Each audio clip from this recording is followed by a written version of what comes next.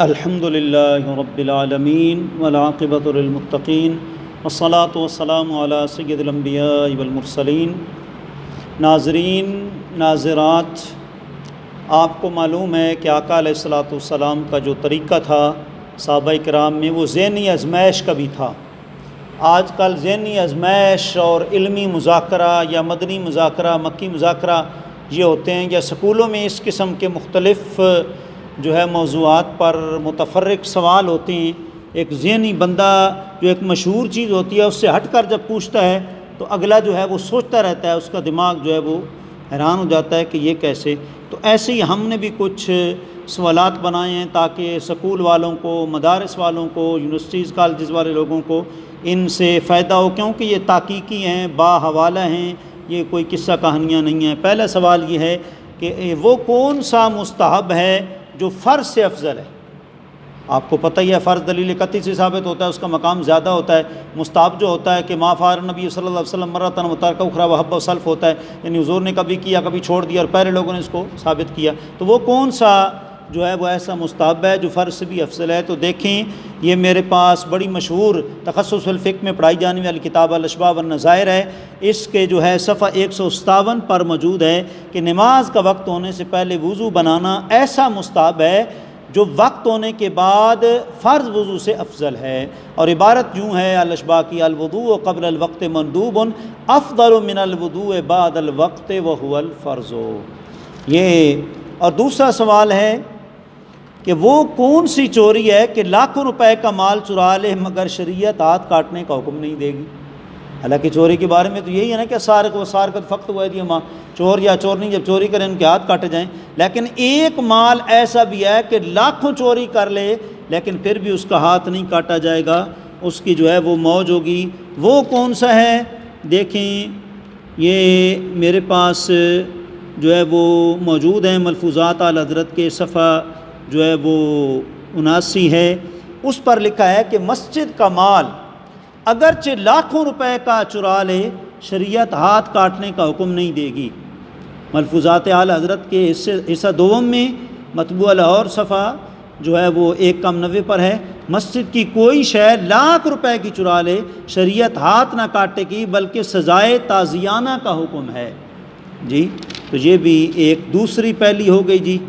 اور اگلی ہماری تیسری پہلی: کس صورت میں دوسرے کی زمین کو زبردستی لینے کا حکم ہے؟ حالانکہ زمین تو بندہ اپنا زبردستی لیتا ہے نا، سختی کر کے بھی اگلے سے لیتا ہے، لیکن ایک زمین وہ ہے دوسرے سے بھی زبردستی لینے کا حکم ہے۔ یہ دیکھیں وہ کون سی ہے؟ وہ یہ ہے کہ جب کہ نمازیوں سے مسجد تنگ ہو گئی، مسجد چھوٹی تھی بھر گئی، تنگ ہو گئی جی، اور مسجد کے پہلو میں کسی کی زمین ہے، ارد گرد ساتھ پڑوس میں زمین ہے، تو اس کو واجبی قیمت دے کر زمین کو زبردستی لینے کا حکم ہے۔ دیکھیں فتاوی عالمگیری ہے، جلد دوم ہے، مصری نسخہ ہے، صفحہ 356 پہ ہے کہ لو ضاق المسجد علی الناس وبجنبہ ارض الرجل تؤخذ ارض بالقیمت کرہا۔ اسی طرح ہی فتاوی قاضی خان میں ہے۔ مطلب یہ ہے کہ اگر مسجد لوگوں سے بھر گئی، تنگ ہو گئی، اور اس کے پہلو میں مرد کی زمین ہے، اس سے قیمتاً زمین اور جبراً سخت کر کے لی جائے گی۔ فتاوی قاضی خان میں بھی یہی ہے، اور در مختار ساتھ حاشیہ شامی جلد سوم صفحہ 384 پر بھی ہے: تؤخذ ارض ودار وحانوت بجنب مسجد ضاق علی الناس بالقیمت کرہا۔ جی، مطلب یہ ہے کہ زمین ہے یا گھر ہے یا دکان ہے مسجد کے پہلو میں، لوگوں پر مسجد تنگ ہو گئی، اب قیمتاً اس کو وہ لیا جائے گا۔ جی، یہ مطلب ہے کہ پہلی وہ ہو گئی تیسری۔ اور چوتھی پہلی: وہ کون سے لوگ ہیں جن کو کبھی بھی اطلام نہیں ہوا؟ حالانکہ عام انسان ہے، کبھی تو زندگی میں اطلام ہو ہی جاتا ہے، لیکن کچھ لوگ ایسے ہیں جن کو کبھی بھی اطلام نہیں ہوتا۔ تو دیکھیں فتاوی رضویہ شریف جلد نمبر 6 صفحہ 178 پر ہے۔ وہ کون سے لوگ ہیں؟ انبیاء کرام علیہ السلام کو کبھی بھی اطلام نہیں ہوتا، وہ اس سے پاک اور منزہ ہیں، جیسا کہ حدیث شریف میں ہے: محتلم نبی قط وانما الاحتلام من الشیطان، یعنی کسی نبی کو کبھی اطلام نہیں ہوا کیونکہ اطلام شیطان کی طرف سے ہوتا ہے، اور نبی شیطان کے حملے سے محفوظ ہوتا ہے، نبی شیطان کے حملے سے۔ اگلی پہلی جی: گناہوں سے باز رہنے پر کس صورت میں ثواب پائے گا اور کب نہیں پائے گا؟ گناہ اگر نہیں کیے تو کس صورت میں ثواب اس کو ملے گا اور کس صورت میں اس کو ثواب جو ہے وہ نہیں ملے گا؟ تو دیکھیں جو ہے الاشباہ والنظائر صفحہ 26 پر ہے، نفس کسی گناہ پر ابھارے اور بندہ اس کے کرنے پر قادر ہو. ہاں، جیسا کہ بخاری میں آتا ہے کہ پڑوسن عورت اگر گناہ پر مجبور کرتی ہے، بندہ کہتا نہیں مجھے اللہ کا خوف ہے، اللہ اس کو قیامت والے دن اپنے عرش کے نیچے جگہ عطا فرماتا. تو نفس کسی گناہ پر ابھارے اور بندہ اس کے کرنے پر قادر ہو مگر اللہ تعالیٰ کے خوف کے سبب گناہ سے باز رہے تو اس صورت میں ثواب پائے گا، اس صورت میں ثواب پائے گا. اور گناہ کرنے پر قادر نہ ہو یا لوگوں کے خوف کے سبب گناہوں سے باز رہے تو ان صورتوں میں ثواب نہیں پائے گا. الاشباہ والنظائر صفحہ 26 پر جی ان تد النفس الیہ قادرا علی فعلہ جی فیکف نفسہ عنہ خوفا من ربی فہو مصاب والا فلا ثواب علی ترکہ فلا یصاب علی ترک الزنا وہو یصلی ولا یصاب العنین علی ترک الزنا ولا الاعمی علی ترک النظر المحرم. یہ اگلا ہے جی کس صورت میں قرآن شریف پڑھنے والا گناہ گار ہوگا؟ حالانکہ قرآن کا تو ایک گھر پڑھنے والا ثواب ہی پاتا ہے. حضور نے فرمایا لا قور لکم الف لام میم حرف بل الف حرف ولام حرف ومیم حرف. الف لام میم تم پڑھو تو تمہیں 30 نیکیوں کے ثواب ملے گا. لیکن ایک صورت کون سی ہے کہ قرآن پڑھنے والا بھی کیا ہوگا؟ وہ گناہ گار ہوگا. جی قرآن پڑھنے والا تو فرماتے ہیں وار شریعت ہے صدر و شریعہ علامہ امجد علی اعظمی صاحب جو ہے وہ لکھتے ہیں 30 جلد ہے صفحہ 1200 ہے، بازاروں میں اور جہاں لوگ کام کاج میں مشغول ہوں بلند آواز سے قرآن مجید پڑھنا جائز نہیں ہے. لوگ نہ سنیں گے تو پڑھنے والا گناہ گار ہوگا اگرچہ کام میں مشغول ہونے سے پہلے اس نے پڑھنا شروع کر دیا ہو. کئی لوگ دیہاتوں میں شبینے کراتے ہیں، ساتھ بازار کی مستیں ہوتی ہیں، شور شرابے حقے بابے پی رہے ہوتے ہیں، ادھر سے قرآن کی تلاوت ہو رہی ہوتی. اچھا آگے جی حضرت آدم علیہ السلام کے زمانے سے اب تک جتنی عبادتیں ہمارے لیے مشروع ہیں یعنی جائز ہیں ان میں سے کون سی عبادت جنت میں رہے گی؟ اب تک جتنی عبادتیں جائز ہیں کوئی ایسی عبادت بھی ہے جو جنت میں رہے گی؟ تو فرماتے ہیں کہ جنتی عبادت میں اب تک ہمارے لیے مشروع ہوئی ہیں ان میں سے 2 عبادتیں جنت میں بھی رہیں گی. سبحان اللہ. ایک ایمان اور ایک نکاح. ایمان بھی برقرار رہے گا اور نکاح بھی جنت میں ہوگا. آپ کہیں گے یہ کہاں ہے؟ الاشباہ والنظائر کے صفحہ 177 پر ہے لیس لنا عبادۃ شرعت من عند آدم الی الآن ثم نستمر فی الجنۃ الا الایمان والنکاح. فرمایا کہ کوئی عبادت مشروع نہیں آدم علیہ السلام سے لے کر اب تک جو ہمیشہ جنت میں رہے سوائے 2 چیزوں کے، ایک ایمان اور دوسری جو ہے وہ نکاح. کس صورت میں داڑھی منڈانا مستحب ہے؟ داڑھی تو نہیں منڈانی چاہیے نا، اگر والدہ والد بھی کہتے ہیں نہیں منڈانی چاہیے جی، کیونکہ مخلوق کی اطاعت میں خالق کی نافرمانی ناجائز ہے حدیث کے مطابق. لیکن ایک صورت ہے کہ اس میں داڑھی جو ہے وہ منڈانا کیا ہے؟ وہ مستحب ہے. وہ کون سی ہے؟ جب کہ عورت کو داڑھی نکلے، عورت کی داڑھی نکلے جناب، اس کو منڈانا مستحب ہے. جیسا کہ ایفاء اللحیٰ امام علیہ سنت کا رسالہ جو داڑھی پر ہے اس میں، اور الاشباہ والنظائر کے صفحہ 323 پر ہے جی کہ یسن حلق لحیتہ، اس صورت میں جو ہے وہ عورت کو داڑھی منڈانا جو ہے وہ مستحب ہے. وہ کون سی کتاب ہے کہ پڑھنے سے افضل اس کا سننا ہے؟ حالانکہ پڑھنا افضل ہوتا ہے لیکن ایک کتاب وہ ہے کہ اس کا جو ہے وہ پڑھنے سے افضل اس کا کیا ہے؟ وہ سننا ہے. وہ کتاب قرآن مجید ہے، پڑھنے سے اس کا سننا افضل ہے اور فرض غیر فرض سے افضل ہوتا ہے. سورہ اعراف میں ہے وَإِذَا قُرِئَ الْقُرْآنُ فَاسْتَمِعُوا لَهُ وَأَنصِتُوا لَعَلَّكُمْ تُرْحَمُونَ.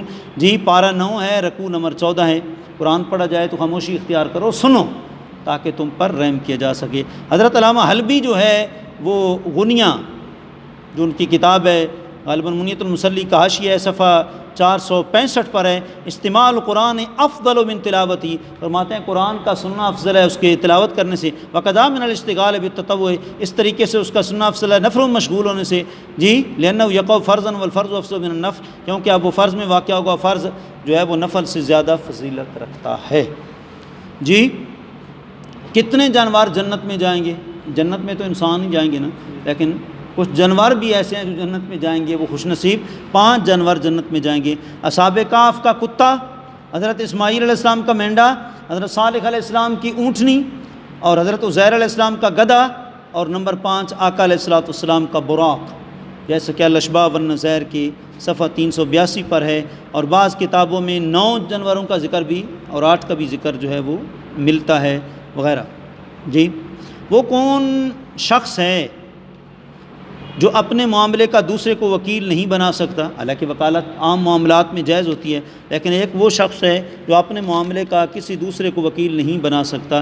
پاگل اور ناسمجھ بچہ اپنے کسی معاملے کا دوسرے کو وکیل نہیں بنا سکتا، اور سمجھ والا بچہ بھی اپنے اس معاملے کا کسی کو وکیل نہیں بنا سکتا کہ جس کو وہ خود نہیں کر سکتا۔ بیوی کو طلاق دینا، ہبہ کرنا، صدقہ دینا وغیرہ۔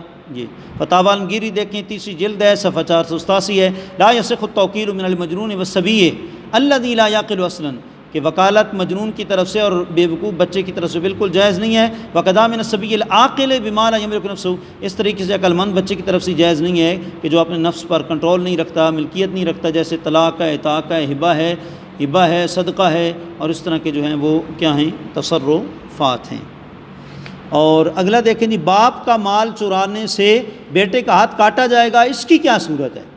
حالانکہ باپ اور بیٹے کا مال تو ایک ہی ہوتا ہے نا، ایک صحابی کو ظلم ہے کہ انتا و مالک لابی کا، تمہارا مال جو ہے وہ تمہارے باپ کا ہے۔ تو کہتے ہیں یہ اس صورت میں الاشباح والنظائر کے صفحہ 398 پر ہے، جب کہ رضائی باپ کا مال چرائے تو اس صورت میں بیٹے کا ہاتھ کاٹا جائے گا۔ رضائی باپ کا مال، جیسے کہ الاشباح والنظائر میں ہے، اے رجل سرق من مال ابیہ وقطع فقل ان کان من الرضاع، فرمایا کہ ای رجل، یعنی کون سا آدمی ہے کہ جس نے اپنے باپ کا مال چرایا اور اس کا ہاتھ جو ہے وہ کیا ہے، کاٹا جائے گا۔ تو کہتے ہیں کہ وہ اگر رضائی ہوگا، جی، تو اس یعنی رضائی باپ کا مال چرایا تو اس صورت میں بیٹے کا ہاتھ جو ہے وہ چرایا جائے۔ اچھا، اگلا دیکھیں جی، ایک اور ہے سوال، وہ کون سا مرتد ہے جو قتل نہیں کیا جائے گا؟ حالانکہ مرتد تو کافر ہوتا ہے نا، کافر واجب القتل ہے، ومن یرتد منکم عن دینہ فیمت وہو کافر اولئک حبطت اعمالہم فی الدنیا والآخرہ۔ لیکن ایک کون سی جزئی ہے کہ اس صورت میں کیا ہوگا، مرتد قتل نہیں کیا جائے گا۔ تو دیکھیں، جو کسی کی اتباع میں مسلمان قرار دیا گیا ہو، وہ اگر مرتد ہو جائے تو اسے قتل نہیں کیا جائے گا۔ علامہ ابن جیم مصری صاحب جو ہے وہ ذکر کرتے ہیں الاشباح والنظائر کے صفحہ 398 پر، آپ فرماتے ہیں کہ ایو مرتد لا یقتل، کون سا مرتد ہے جس کو قتل نہیں کیا جائے گا؟ فرماتے ہیں فقل من کان اسلام تبن، جس کا اسلام جو ہے دوسرے مسلمان کے تابع ہو کر ہو، تو اس صورت میں جو ہے وہ نہیں ہوگا۔ اچھا دیکھیں، کس صورت میں ایک چیز ضائع کرنے پر 2 چیز دینی پڑیں گی؟ ایک چیز ضائع کرنے پر 2 چیز دینی پڑیں گی۔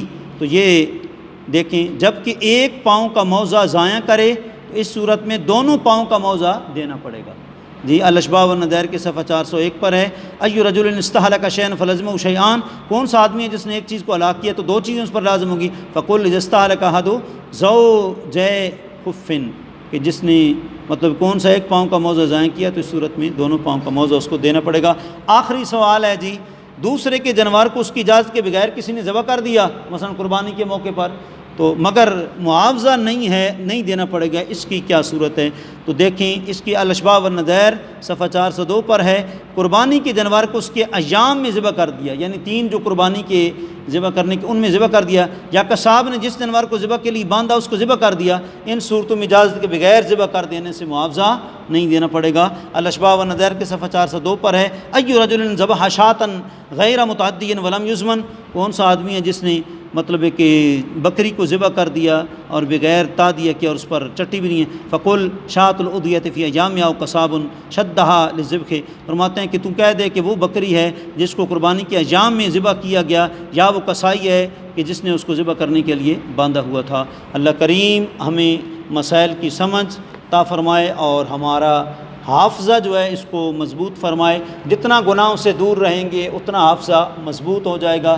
امام شافعی نے بھی وکیع بن جراح سے یہی پوچھا تھا تو آپ نے جواب دیا تھا۔ اللہ کریم ہمیں کثرت سے قرآن کی تلاوت، درود و سلام، استغفار کرنے کی توفیق دے، ان چیزوں سے حافظہ تیز ہوتا ہے۔ وآخر دعوانا ان الحمد للہ رب العالمین۔